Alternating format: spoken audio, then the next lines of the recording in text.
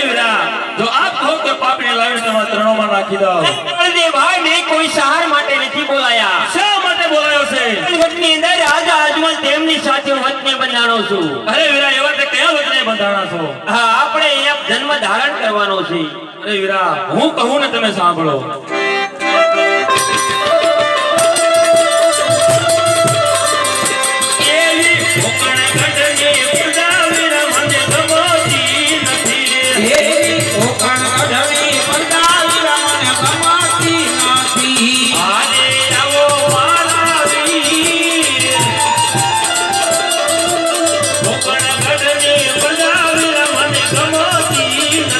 Yeah.